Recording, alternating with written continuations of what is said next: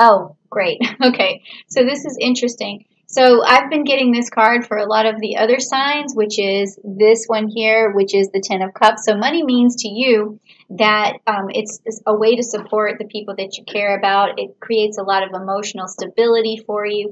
It's something that really lifts your spirits because you're able to help other people.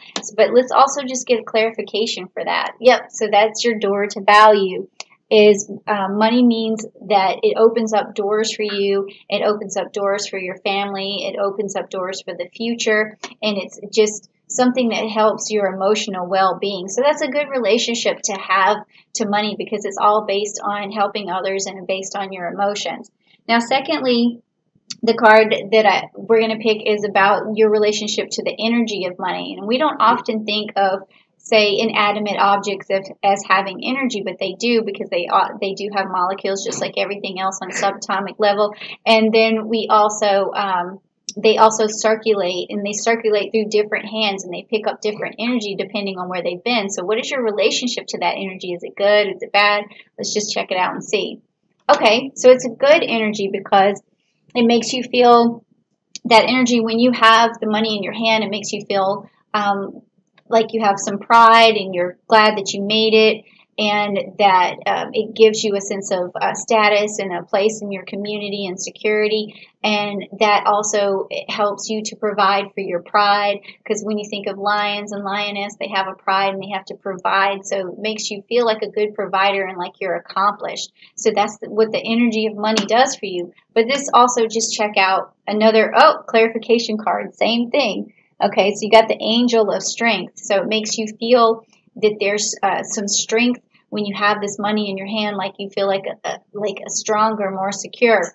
And then you have this angel of strength that's going to be there for you, that's going to help you along the way to help, foster this particular energy for yourself, okay?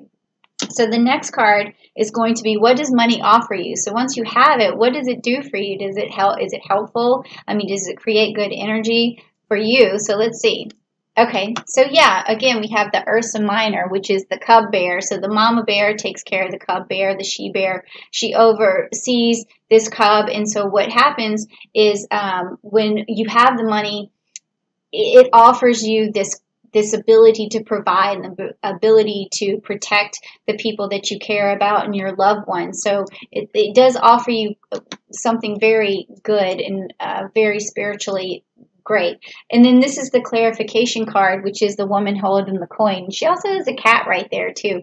So sometimes when we think of the things that we care about, it could be our animals. We're able to provide for them. I mean, I have a little dog, and I love being able to make money so that I can give him treats and things like that. So maybe that's what you feel like too. But also at the same time, we have this feminine energy here. So this also gives you a sense of accomplishment, maybe because there is someone in your life that was a female who was very accomplished, and you look up to that person. So whenever you feel like whenever you feel like you've made the money, you feel sort of like you're following in the footsteps of somebody very accomplished, and that makes you also feel good about yourself. It could be a mother, it could be an aunt, it could be a grandmother, something like that, someone who passed on some money. But it's a feminine energy. Doesn't always have to mean that, but it's definitely a feminine energy. So that's really good. That's what money has to offer. Now next, the card that we're talking about is, how do you make the most of your money? All right, so when you have it, what's the best way to make the most of it? And so when I think of this, I think of reinvesting. How do you use it to either to do good or to reinvest to make more? Okay, so but let's just see what it says for you. Okay, so you got the Draco, the Nine of Wands. So basically, money, when you have it, how do you make the most of it is overcoming the challenges that you're faced with. Any obstacles that you're faced with, this will help you. You spend it back on your challenges. Like for someone like me, a challenge might be to have good equipment for my YouTube channel or something like that. So if I can buy something better, like even right now, like the lighting is not as perfect as I want, but sometime at some point I'll be able to reinvest and go forward and buy some better lighting and stuff like that. So this is what it's saying is like overcome your obstacles by using your money in that particular situation. But let's get some clarification, see if we can see anything else. I'm going to say action. So how to make the most of your money is to take action with it. That could be buying a stock. It could be, buying a car, something that's going to help you to further take action. So that's how you make the most of your money to keep it rolling. Okay, but certainly don't buy anything that's not going to further you. Okay. Well, maybe not anything, but don't, that's just not the best way to make the most of your money. So now the next thing would be like, do you have a budget surplus right now, or a budget deficit, or a shortfall? And what's interesting is that in the next couple of cards in the last readings that I did for some other of the other signs, I was getting seasonal stuff like spring or summer or winter, actually telling me when money would run out. But let's see what happens for you. Let's see. Okay, well, you got the Serpent's card, which is the Four of Cups. Now, that is telling me you have enough money to stay safe. You have enough money to take care of your health. You basically have your basics. And then after that, you may need some more money, but let's just get some clarification. Okay, you got the Cornucopia, and that's an abundance card. So that tells me you may have a little bit more saved up somewhere to be able to help yourself. So, you should be proud of that you've got some savings. You have enough to be healthy and cover your basics, but you have a little bit extra on top of that. So then let's find out what you should eliminate in terms of where you spend your money, okay? And this is what I've found interesting in all the other readings, because I'm like, oh, is that where you spend your money? It's because I'm sort of nosy, so it sort of satisfies that particular inquisitive part of my mind. So let's check this out. Where have you been spending your money? Okay, so the Five of Wands is you've been spending your money on things that make you feel accomplished, which is great. I think that's a good thing to spend your money on. So it doesn't mean, so this card is telling me you haven't been too frivolous in the past, but maybe just a little, but you're keeping it under wraps, because if you were to spend all your money or you waste it, I think that it would mess with you psychologically. You would not feel accomplished. You would feel insecure. Okay, but let's take a look at this card, the clarification. Okay, so door to personal healing and happiness. So you've just been spending money on things that are good for your well-being and good for your happiness. So I don't think that you really need to, it says where should you eliminate money. I don't think you should eliminate money if it's going towards healing and happiness. I would say eliminate things that don't go towards that. So if you're, spending money on things that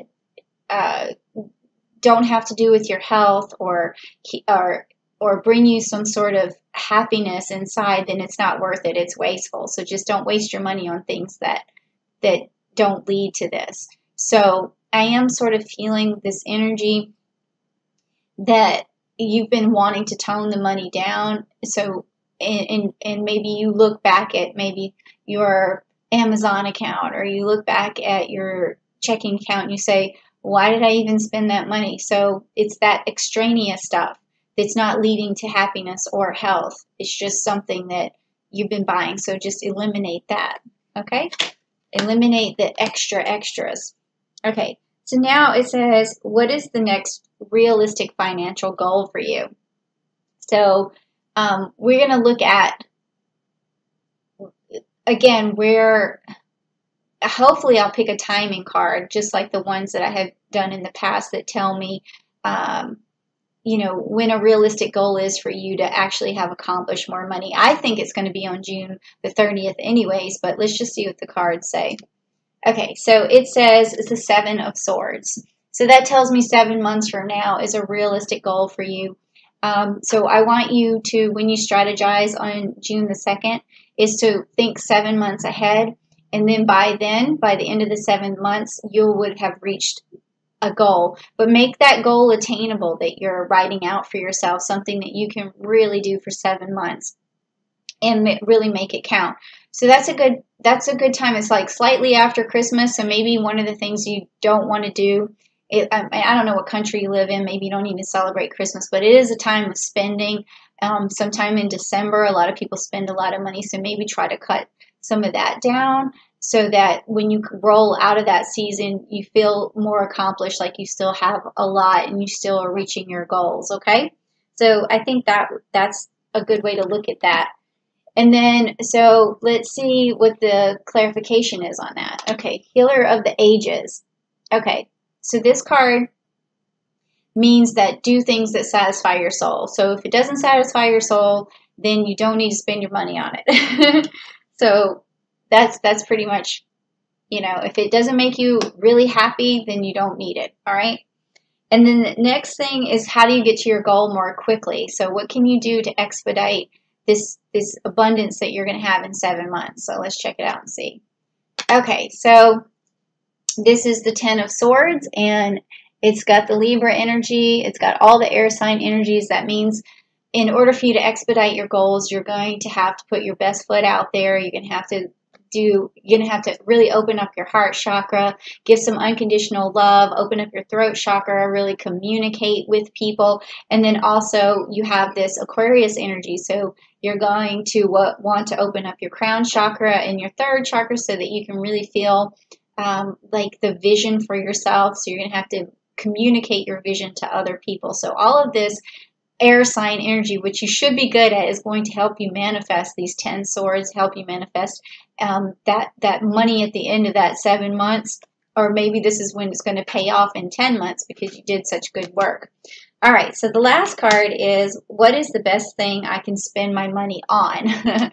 Well, we kind of already looked at spending on things that just health and happiness.